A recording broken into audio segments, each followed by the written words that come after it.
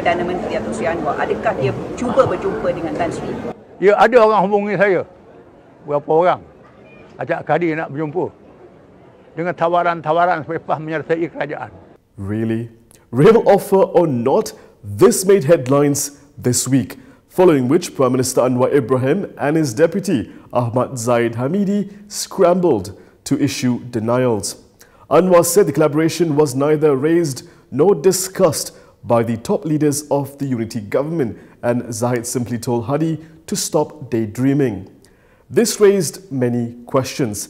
Did Hadi conjure a fairy tale offer to play political mind games? To help us understand this, we spoke to political scientist Professor Dr. Wong Huat and Professor Dr. James Chin. It's very important for us not to buy into all this narrative of unity fetish. What we instead need are a reform of our political system, so much so that parties would compete more constructively. I think the reality is that as we head towards the state elections, you see more statements coming up from both sides. I think the reality is that people have to take everything they say with a grain of salt. After telling a press conference on May 27th that he was approached with offers, Hadi told another press conference on Thursday that the invitation was not made recently and was made immediately after GE15. Yang sebelum tu bila Tan Sri terima sebenarnya? Ya. Untuk set up itu. Selepas pilihan raya lah. Kan ni tak ada dah. Yang terbaru ni tak ada dah. Macam minggu dulu tak ada dah. Ya.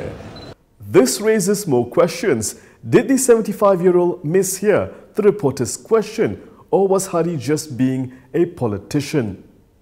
Maksudnya sekarang ni memang Nasri menolaklah tawaran untuk duduk bersama dengan kerajaan. Ya, kita menolak. While a new offer may very well be non-existent, the fact it was raised during a recent press conference means its potential implications and underlying motivations are very real. It puts PAS in an advantageous position with the state elections on the horizon as it attempts to control the narrative that Anwar's government is weak and it needs them for Malay support. So the way to understand PAS saying that, that the government has approached them, or in this case, Anwar has approached them to join the government, is really they're playing political games, because I think PAS is trying to show that, they have the Malay support, and that Anwar doesn't have the Malay support, and therefore Anwar is forced to ask PAS to bring the Malay support into the government. So it's all about the Malay ground and the upcoming state elections. Now, in Malay politics, unity is a useful weapon because it sounds mainstream, appealing, and so on. So from PAS's point of view, it's impossible for PAS to accept anything's going to play as second fiddle, unless they think that they're going to look weak in the state elections or after the state elections. But currently, they do not seem to be that way. To play this up, there could be two reasons. One is to simply play up its bargain, asking for top posts. At least would be number two, to replace BN. If ever these discussions go further, then PAS probably would want to ask for number two, because they have more seats than the entire BN does. Second, in anticipations of a dead end, which is most likely the case, PAS can then use this to blame the unity government for not being sincere in making the offer and so on. While an offer for PAS is unlikely now, Chidwat cautioned against romanticizing the notion of a grand unity government, warning that it could ultimately leave Malaysian voters as the unfortunate casualties. A robust opposition to ensure checks and balances within the political system is vital, and focus should be placed on fostering meaningful competition among political parties rather than unifying them under a single umbrella. If PAS were to join the unity government, would that benefit the country? No, bad. Simple reason that imagine now, some people in this unity government is so obsessed with unity, it's possible they would want everyone to come in and claim that that's the king's will and so on. Now, but if we're going to have that, you basically will be a one-party state throughout. you have no opposition. We already see this in Sarawak and Sabah, where you do not have opposition for now, except at the state level. And what would happen next? If all the parties agree to allocate a seat so that they do not contest against each other, meaning that this is going to, if this coalition government is going to translate into a permanent coalitions like what previously BN and PH are, right? Now, then voters would have no realistic choices. When elections come, whoever gain nominations from all these allied parties are almost sure to win. Now, that would be very bad for voters. As voters, we should not fall for all this sweet talk of political parties coming together to be united. We, as voters, should actually divide and rule the politicians. They should be divided, so only then we can have competition between them, and only with competitions we have choices and we can have checks and balances. So it's very important for us not to buy into all this narrative of unity fetish. What we instead need are a reform of our political system, so much so that parties would compete more constructively. We need the parties to compete against each other vigorously, like sport persons are in the field.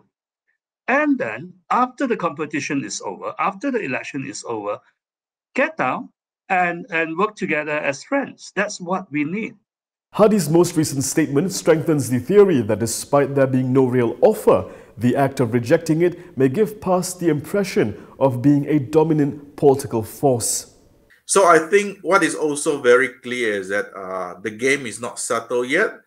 So I think it is true that there were some overtures made, but I think on Anwar's side, they were also, they're also playing political games, because one of the things that can go around to say is that we did try to bring, the Malays into the government, but we were rejected by PAS.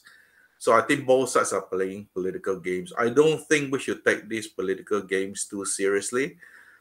Because essentially what is shaping up with the coming 6 state elections, that you basically have two big blocks. Basically, one block says that we are the real representative of the Malay community, that's the Perikatan block. And the other block says that we also represent the Malay community, but we also represent the wider Malaysian community. We've got the support of the people from the Borneo states. We also have support from the non-Malay community. So in some ways, we're back to exactly the same situation we had last year. So one side claims to represent the whole of Malaysia. The other side claims to be a Malay first coalition. Earlier this week, Lim Kit Siang also found himself in the centre of controversy after PAS Information Chief Khairil Nizam Kirudin claimed that the invitation came from the DAP veteran. This was dismissed by Lim and PAS Deputy President Tuan Ibrahim Tuan Man.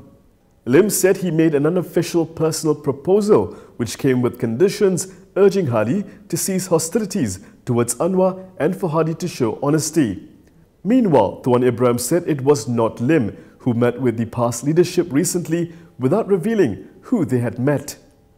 Huat noted that while Lim's invitation may have good intentions, it might not be the appropriate approach to address the situation. What is needed now is less political rhetoric and more meaningful action. For me, I think that the offer made by Kit Siang is malicious, both to PN and to this country. Even though that his intention may be to reduce the pressure on the government by showing that this government is willing to reach out to his opponent, but that's wrong. That's not the right way to do it. The right way to do it is for the government to offer a peace deal to the opposition, to give them equal constituency development fund, which PH had been asking all this while before coming back to government, and to recognize their shadow cabinet, to pay even a small salary to the shadow minister, to give them researchers so that they can compete with the government on policy issue.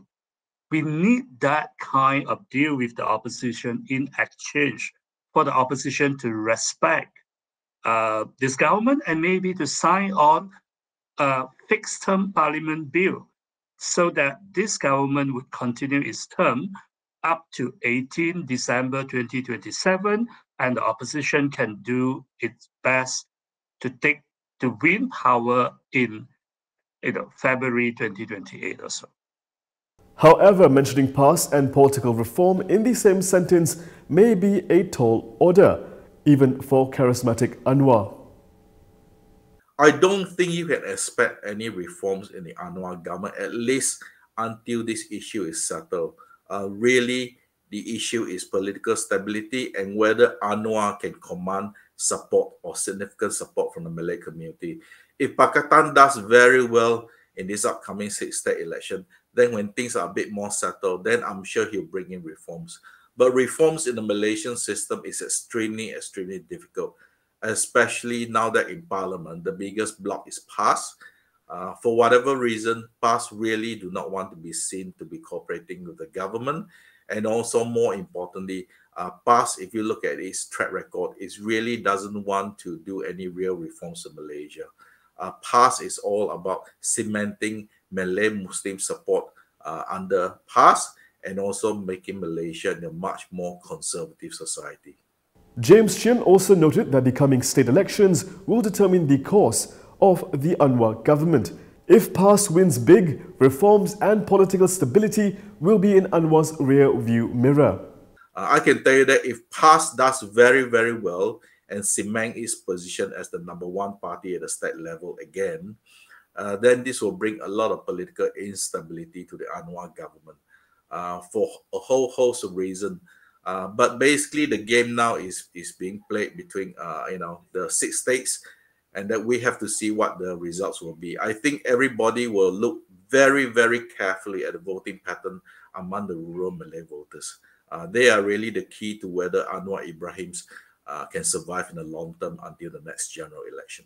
The offer for PAS to join the unity government has ignited a fierce debate, revealing underlying motivations and implications.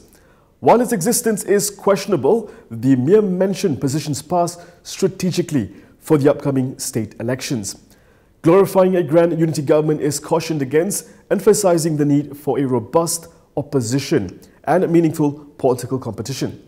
As the political drama unfolds, the state elections will shape the future of the Anwar government, potentially impacting reforms and stability. Malaysia needs thoughtful actions for a prosperous and peaceful future. Will our leaders deliver that to us? I'm Prasad, reporting for KiniTV.